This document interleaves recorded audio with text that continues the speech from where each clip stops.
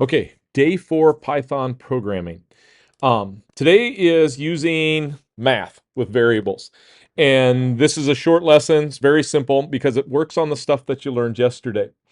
So if we bounce over to our screen, you'll be able to see right here that if we're going to create a variable and we're going to call that variable a equals, and I want to input, give me,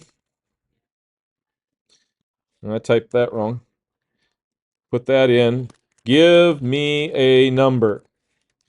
And then I have B equals input, give me another number. And I want the computer to print this. I want it to print, and I'm going to do math. The math is easy. It's A plus B.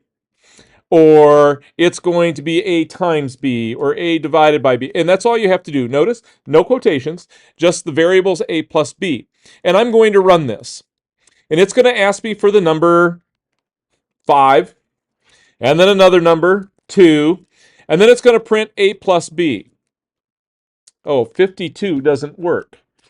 So what happened here is that it printed the letter 5 and the letter 2. So if we're going to actually do math, we need to tell the computer that we have a number. And to do that, we write int. That stands for integer. And then we put that whole input command into parentheses. And when we do this, and I put these into parentheses, and now I run the program, when I say 5 and 2, now it's going to add them together. So you can do any math you want. We can print A plus B. We can print A times B.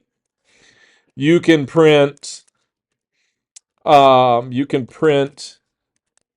A divided by B, and all of these are going to, when you run, if I put in 5 and 2, you're going to get the first one. 5 plus 2 is 7, 5 times 2 is 10, and 5 divided by 2 is 2.5.